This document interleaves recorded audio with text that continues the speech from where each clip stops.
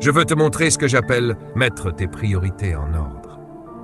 Pendant qu'ils étaient en chemin, un homme lui dit « Je te suivrai partout où tu iras. » Jésus lui répondit « Les renards ont des tanières, les oiseaux du ciel ont des nids, mais le Fils de l'homme n'a pas où reposer sa tête. » De quoi parle-t-il?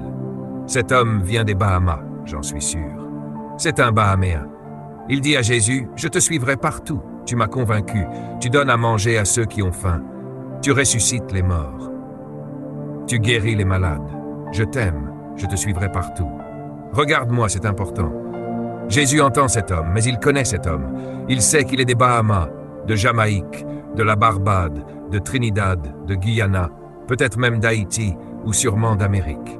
Pourquoi? Parce que Jésus sait que cet homme cherche les choses. Lis le verset suivant. Il dit en résumé, « Je sais pourquoi tu veux me suivre. Tu es un membre d'un club, bénis-moi Seigneur. Tu cherches une maison, une voiture. Tu veux que je te bénisse avec de la nourriture et des vêtements. Laisse-moi commencer par te dire, je ne te promets rien de tout ça. Moi-même, je n'ai pas de place où dormir. » Regarde le verset.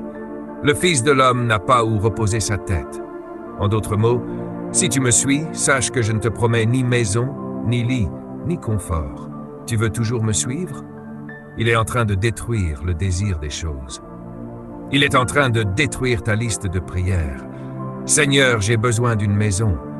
Seigneur, j'ai besoin d'une voiture. » Il dit, « On ne me suit pas pour les choses. » Combien de fois as-tu entendu « Donne ta vie à Jésus, il te donnera une maison, une voiture, il va te bénir financièrement. » Oui, il bénira, mais peut-être avec une grotte.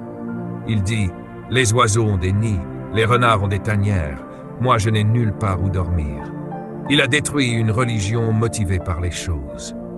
Laisse-moi te poser une question. Pourquoi es-tu venu ici ce matin? Ne réponds pas trop vite. Réfléchis. Es-tu venu pour être béni ou juste pour connaître son royaume? Es-tu venu pour qu'il te délivre d'une facture de téléphone? Parce que ton loyer a 2 mois de retard?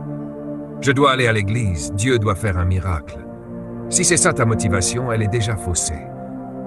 Mon business ne marche pas, je n'ai pas assez de clients, je n'ai pas assez d'appels. Il faut que j'aille à l'église pour que Dieu restaure mes affaires.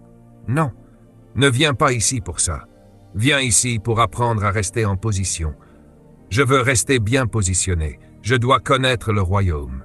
Si tu fais cela, il dit, je m'occuperai de ton business. Mais ne viens pas pour ton business. Viens pour mon royaume.